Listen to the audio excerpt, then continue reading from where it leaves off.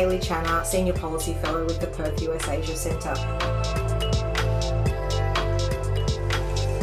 Today on 15 Minutes in Canberra, I'm speaking with Levi West.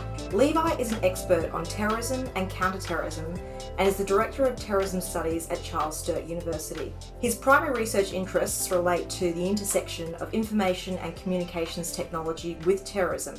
Levi has undertaken research in the Middle East, South Asia and Southeast Asia and has lectured extensively to law enforcement, intelligence and military audiences, both here in Australia and overseas. Levi, thank you for joining me. It's a pleasure. Levi, terrorism. Isn't it so 2000s, and now the current threats are pandemics and relations with China? Yeah, one could be forgiven for thinking that. Terrorism has this uncanny ability, by literally being what it is, to fairly abruptly remind publics and governments that its presence is enduring.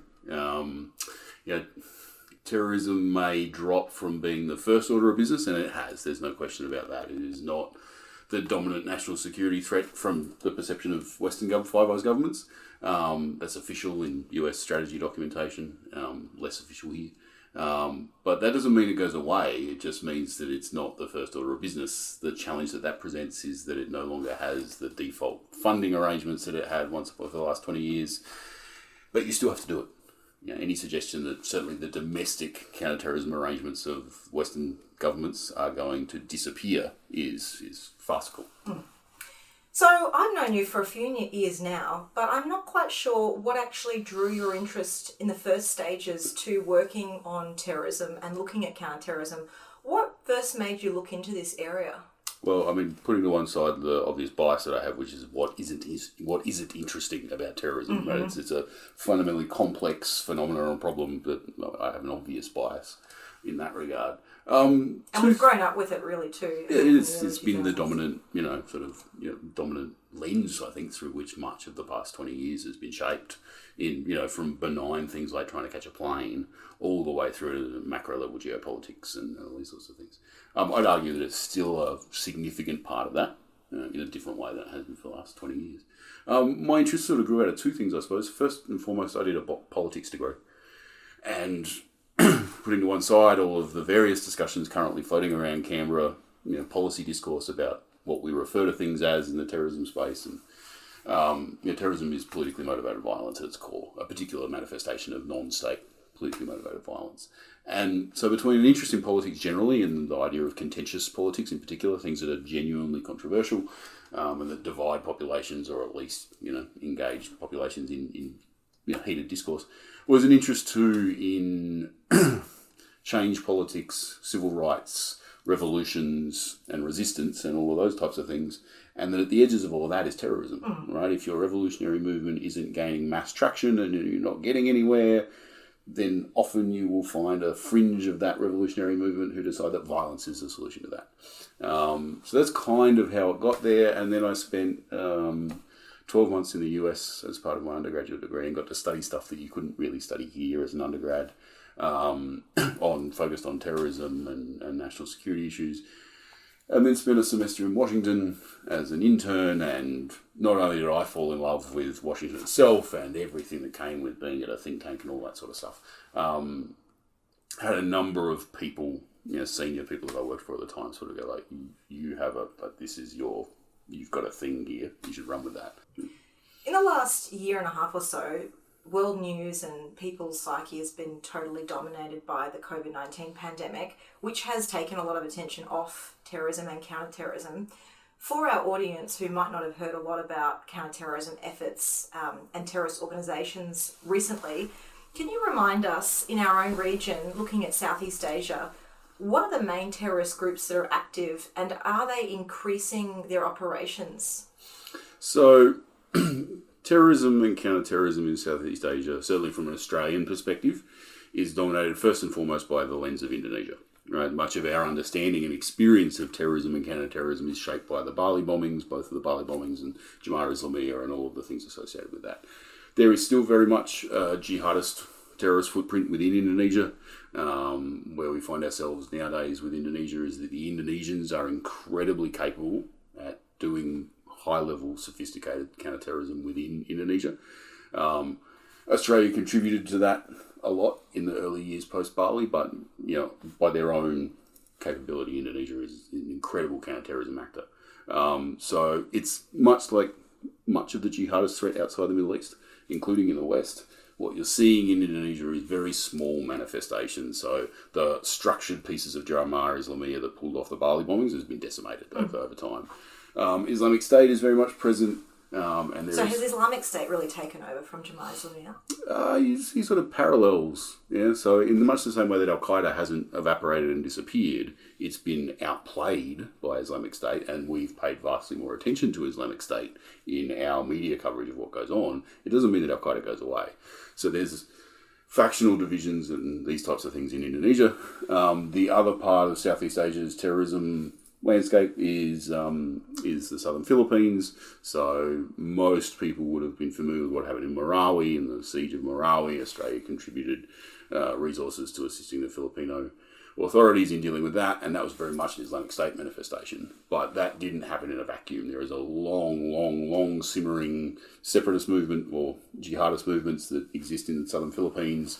The Moro Islamic Liberation Front, Abu Sayyaf, who are a terrorist organisation one week and then become a kidnap for ransom organisation the following week because they need to raise some money and then go back to being a terrorist organisation. These are long existing organisations. There's also a communist manifestation of Filipino terrorism.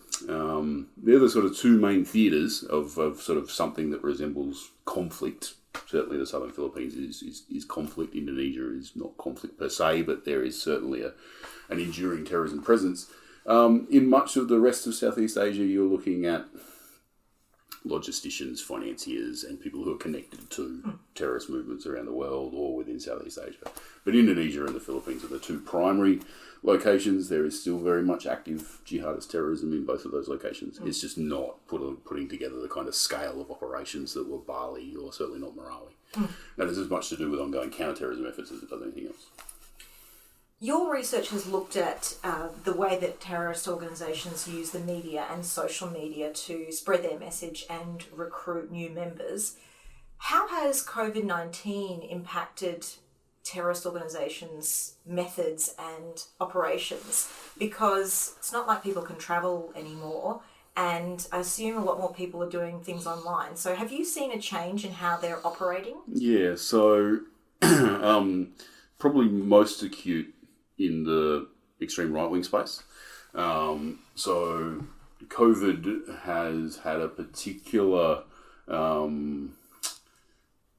controversy associated with it across sort of Five Eyes on Western jurisdictions, where you've got anti-vaccination movements, QAnon conspiracy theorists and all of these sorts of things, anti-lockdown protests and all that sort of stuff.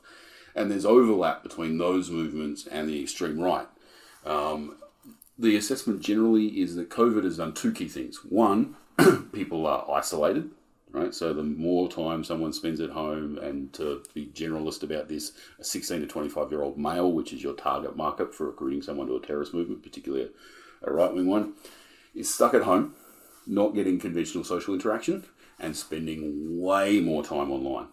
Now, that's a good set of ingredients for the beginning of winding up down a YouTube rabbit hole of watching Plandemic and then winding up on 8kun or Reddit somewhere and reading a subreddit down somewhere and then winding up consuming a whole bundle of stuff that overlaps with a bunch of neo-Nazi white supremacist stuff that says that the Jews are conspiring to use COVID-19 to oppress everybody and blah, blah, blah, blah. So in the right-wing space, and we also know that the right-wing, extreme right-wing, particularly in the States, has used some of the COVID-19 measures to try and evidence the conspiracy theories that they believe in about government trying to suppress us all and take away our guns and all this kind of stuff. So it made its way into the jihadist narratives, right? Not in the way that the right has used it as an opportunity to try and recruit people to the movement. But certainly, I mean, the thing about COVID is that it is an inherently political and social phenomenon. Terrorist organisations anchor their narratives and their ideologies around grievances that are inherently political and social. So it makes logical sense that COVID becomes part of their animating narrative. Jihadis were advocating it, so like go and contract COVID and then try and spread it and this kind of stuff. A lot of it fanciful in the way that it was incorporated. But certainly that sort of Venn diagram between anti-vaccinations, QAnon conspiracy theorists and the extreme right. I think it was in the 2019 AGO annual report. They made reference to the conspiracy theories that inform right-wing extremism. Right-wing extremism is at its core a bunch of conspiracy theories about Jewish conspiracy, anti-Semitic conspiracy theories, and a whole range of conspiracies about government and New World Orders and all these types of things. That can plug quite neatly into anti-vaccination conspiracy theories. You know, in an Australian context, tracking the trajectory of someone like Pete Evans and watching him go from television chef to wellness entrepreneur, I guess, is what he was, to conspiracy theorist, to the anti-Semitic swastika image that he posted that was kind of the death knell of his mainstream presence. A couple of weeks ago, we had a Quad leaders meeting, and one of the outcomes of that was a commitment by the US, Japan, Australia, and India to work on counterterrorism together. Is there a helpful way that the Quad could address terrorism? So the way that I think the Quad would be best placed, and this would obviously, with all of the diplomatic nuances that entails, is that one of the most effective things that developed nations can do is capability building. Australia did an awful lot of it in the immediate aftermath of Bali. We were highly active in Indonesia.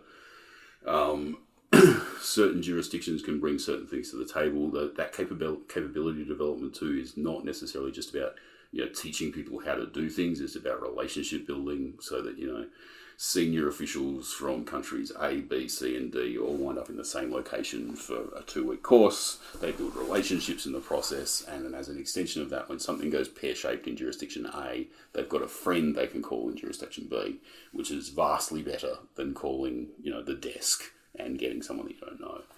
So whilst those courses and the kinds of capability development that you can do as a developed nation by assisting, it does literally build capability, as in people's capacity to do things. The relationship stuff is really important, especially when you don't have formal intelligence sharing relationships or formal alliance arrangements and things like that.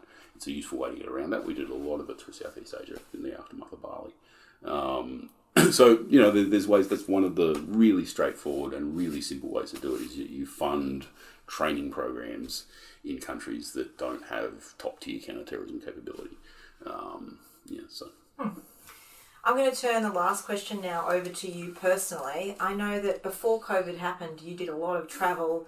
You've educated a lot of government officials and AFP on counterterrorism and terrorist operations. I'm wondering, in the course of your career, have you had something weird or wonderful happen to you that you wanted to share as an experience of someone working in your field? So I thought about this a little bit before I came, and the big challenge on it was things that I wanted to share, because there's a lot. Look, my job has taken me. I've been very, very lucky. My job's taken me all over the world to a bunch of really, really interesting places. I've had the privilege of leading study tours to Colombia a few times now. My good friend and colleague, Cesar Alvarez, who used to work with you at ASPI. And in a similar vein, we visit the Colombian Police Commando training facility, which is a few hours south down a very dodgy road in Colombia, south of Bogota. And as part of the amazing day that is going out there and being there and everything else, they have one of the only... they have a series of mock laboratories. They teach law enforcement agencies all over the world about cocaine manufacturing. So this is mock drug laboratories? Yeah, literally. It is a replication of what would be a much larger version of each of the different phases of the cocaine manufacturing process. And a very, very, very intimidating gentleman from the Colombian Police Commandos, and the Colombian Police Commandos are closer to what we would call conventional commandos from the military than they are to what we would call a police officer. Literally begins the process. We then relocate to the next phase, and you go through the jungle, and there's people guarding it with, AK-47s and all of it. And he quite literally manufactures cocaine in front of you and shows you the entire process. And again, in this kind of surreal environment, it's 38 degrees, it's 95% humidity, and someone has just manufactured Colombian cocaine, which he then tosses out over the grass. And it's this bizarre universe that you find yourself in, sort of watching this process happen. It's an amazing experience. So the training is to help you understand... It's for law enforcement. The purpose of doing that as a law enforcement officer is that this is what the facilities look like. This is the process. What to look out for. These are the kinds of chemicals that are around. This is how it happens. They train law enforcement agencies all over the world. I bet you never thought when you were younger that you'd find yourself somewhere like that. No, I could have. If you'd asked 19-year-old me, I would have picked up my skateboard and rolled off in the other direction. So, no, I've been very, very, very privileged in the opportunities that my job and my career has afforded me. Levi, it has been fascinating speaking with you, and honestly quite scary as usual. Thank you so much for joining us. It's a pleasure. Thank you, Hayley.